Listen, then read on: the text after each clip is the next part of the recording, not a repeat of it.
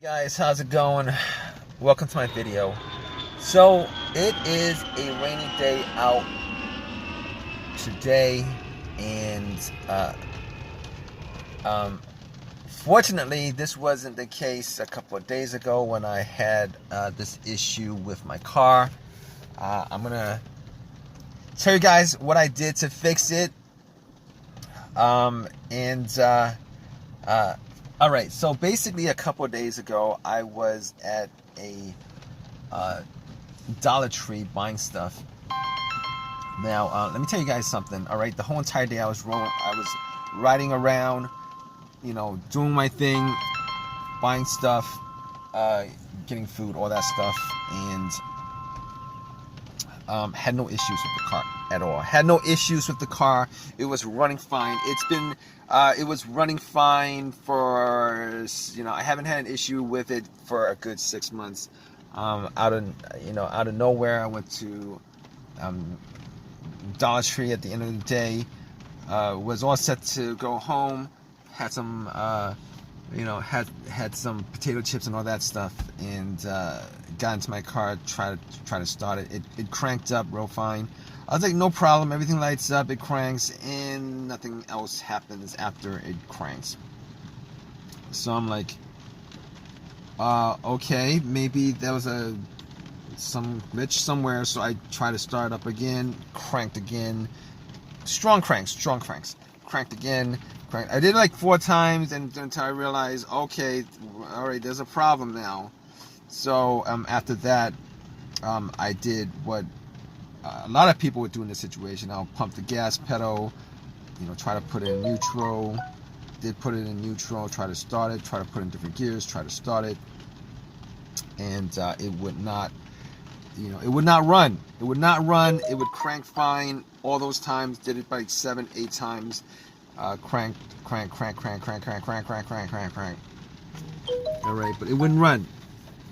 So at that point, I was like, let me just get out, and I turned the headlights on, got out, and this is the test for the battery for the most part. See how strong the battery is. You can see how bright the lights are, but unfortunately, it was a bright day, hot and bright. So I got out, look at the lights. Couldn't really tell. They worked. Then I could see the lights. I could see the light bulbs. I could see the light bulbs shining. I couldn't really tell whether it was, battery's weak or not. So I got back in my car, and I was like, okay, I gotta check out the battery. Checked out the battery and looked at the battery, saw whether the terminals were corroded, and there was some corrosion with the terminal. Now, 6 months ago, I had an issue with a fuse. Did the same thing with crank and all that stuff, but I don't think the fuse would blow that fast. But anyway, the first scenario of this troubleshooting was I went and checked out the battery, and the battery, the terminals had some white bluish stuff on there. I was like, okay, let me just go back to Dollar Tree, get some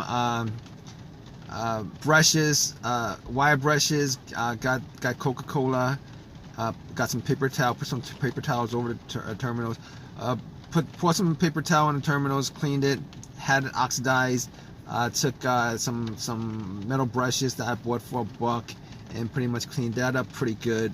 Now the terminals were a little bit loose. They weren't loose, they were tight loose. And tight loose was good enough, so I was able to wiggle them off, cleaned it, popped them back on, and was hoping that was the cause of it. And probably, if that was, it would cost me like $2 to fix it, and I would have been happy with it. But tried to start it, and nothing happened. So I was like, okay, all right. Let's look at some other things with the battery compartment. Checked the ground wire.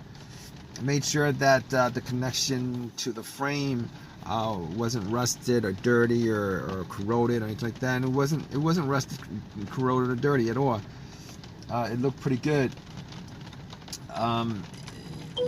So I was like, okay, ground connection is good, the battery is good.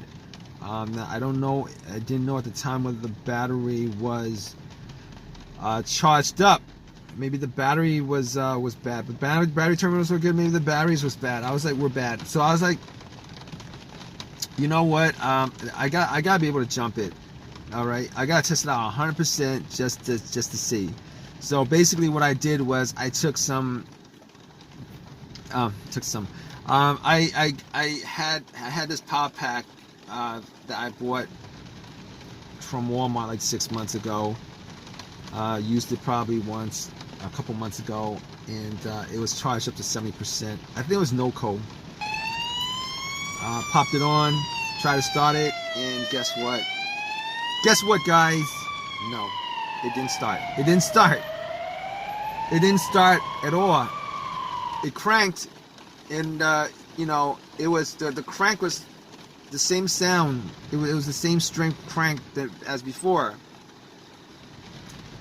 So I was like, okay, what to do, because apparently it's not the battery. I was 100%. Yeah, I at that point I eliminated the battery, eliminated the cables, obviously eliminated the alternator, because if you guys don't know anything about the alternator, alternators would crank. I mean, the alternators, if the alternator was bad, and it was the cause of this situation, me putting the starter pack on it, it would have stopped the car, but once I took it off, it would have died out. So I didn't think it was the alternator to begin with. All right, it wasn't on the list of things to check out in this situation, because normally when the alternator dies, it dies on the road. It dies with the car running. But in any case, if you guys don't know anything about alternators, you guys can rule that out in a situation like this. So I was thinking to myself, what else could it be? Then I realized it could be an assortment of things. An assortment of things. All right, it could be the mass airflow sensor. It could be the EGR valve. It could be the crankshaft, camshaft, the throttle position sensor. It could be like a whole sort of thing, a whole variety of things. But here's how you guys would diagnose something like this. Now, if you guys are in this situation without a check engine light, and you guys know that you guys did not have a check engine light prior to this situation, now this isn't always the case. I mean, it could be that, you know, this would occur and then the check engine light would be on, but you can't turn on the car to check it out. But you want to know whether there was a check engine light on the car previous to this happening. And there wasn't a check engine light. I know there wasn't a check engine light. And everything that I mentioned has a sensor that would trip up the check engine light if there was issues with those components. And so at that point, I knew that it wasn't any of those components that was the issue. 99% sure of it. But I've also had instances where the computer had issues, the ECU or ECM. The car's computer had issues. The previous car I had, where the computer had issues, and I wasn't able to. I was able to crank but not start the car. So what I did was I had this 1999 OBD2 reader scanner that I bought from Walmart. You guys could get that from Amazon, eBay, anywhere. I have that on hand. It's a really cheap scanner, but it does the job at scanning. Now, I plugged it in just to double check on any of the codes, but unfortunately, me taking the cables off before I did that, I'll probably erase all the codes. But I plugged it in just to see whether. Now, you will want to do this before you guys clean the battery. At the time, I did not do that because there was no check engine light previous to this happening. But I plugged it in anyway just to double check and to make sure that the car's computer was able to read the car itself, components in the car. So I plugged it in. As long as it scanned all the way through, gave me a readout, I knew that there was no issues with the car's computer. And what do you know? I scanned it and there was no issues with the car's computer. There's no issues on the car with the car's computer because it scanned all the way through, gave me a readout and everything. So, all right. So at that point, I could pretty much eliminate the car's computer. I could pretty much eliminate every one of those issues that I listed that could conceivably cause it that has a sensor to it. Like the mass airflow sensor, the throttle position sensor, camshaft, crankshaft, EGR, that, all those things I could eliminate. So at that point, I was like, okay, so we eliminate all those things. I was thinking at that point it might be like maybe the gas pump, the fuel pump, the fuel filter, something relating to the fuel probably. I did not have starter fluid to check that out. Don't normally carry starter fluid with me. But normally, if you guys are in this situation, you guys want to check out whether it's a fuel issue, you would take some starter fluid and just spray that into the air intake. But in this situation, I was like, all right, I did not have starter fluid. Normally, I would do this test where if you had two people, another person with you, you would take off the gas cap and then have somebody listen to it while you put the car in the on position. The on position is the second position, which is the second position before the car cranks. And normally you would do that, and then you would try to listen. The other person would try to listen to a whizzing motorized sound. All right. So unfortunately, I did not have somebody else with me. I did ask a couple of people whether they could help me out, and apparently these people were busy at the time. So they they didn't have time. So anyway, I turned everything off in the car. Right, the radio, the blower motor for the Benson, all that stuff was off. Turned everything off. Got in my car, rolled up the windows, and it was a hot day, but I rolled up for a second. I tried to put it in an on position a couple of times, and could not make out whether it was a whizzing sound or anything like that. Wasn't really hearing too much at all, so I couldn't really tell whether there was a problem with the fuel pump or the fuel line. So at that point, I was thinking to myself,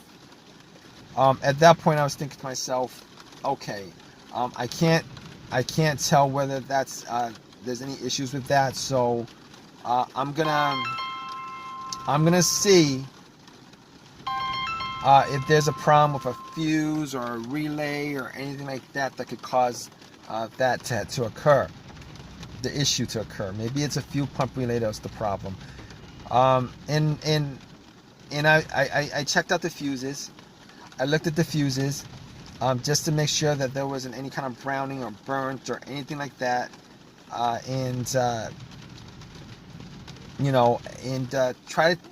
tried to smell just to see whether there was any kind of smell coming, any kind of burnt smell or a weird smell coming from the fuse box, and could not make out anything that was off with it. Any kind of brownish color on the top, any kind of burnt out fuses, any kind of weird burnt smell.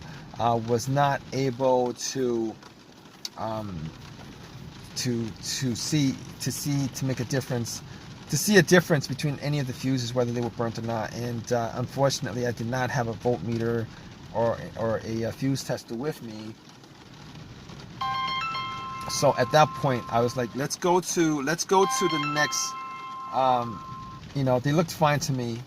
90% sure they were all fine. So I was like, let's go to the next troubleshooting step, which is the relays. Now, before I did this, I was thinking maybe it was the ignition issue, or maybe it would be an ignition issue, maybe it would be a key fob issue. But I noted I changed the key, the battery on the key, maybe a month ago. And I doubt the battery only lasted a month, so I was pretty sure that it wasn't a key fob issue, but it could have still been a key fob issue. But anyway, back to what I was back to the troubleshooting steps. Got to the relays, looked at the relays, and I was looking at the relays. Found the fuel pump relay just to test it out, what I did was I took another relay off, another component of the car, and that relay had the same specs as the relay for the fuel pump. I swapped it out, and I was crossing my fingers hoping that it was the relay that was the issue, and try to start it, and first try, bam. What do you guys know? It actually bam, it actually started up, and I tried it a couple of times, started a couple of times. At that point I knew 100% that it was the relay that was the problem. So at that point my ice cream had melted, and it was a very hot day. It was, you know, I bought 2 cones or something like that. They were melted. Sucks. But the relay only cost me like less than $15 or something like that. I didn't actually. It cost me less than $15 for relay. I drove it to AutoZone, got a relay, popped it in. You know, I took out the one that I swapped out for, popped it in, and haven't had any issues since. And just to make this long story short, guys, I know you guys are in this situation, and hopefully you guys, the fix for your situation was as easy as mine, and you know, it could have been something a lot worse. You know, a fuel pump issue, which would have been costly and time consuming if I was doing it on my own. But I took you know, it was a $15 fix once I found out what it was. So if you guys are in this situation, you know, just go through all the steps that I went through, and hopefully one of those steps is the cause to your issue. All right. In any case, please give me a thumbs up. Please subscribe. Please definitely leave a comment. If you guys have a comment in the comment section. All right, guys. Take care.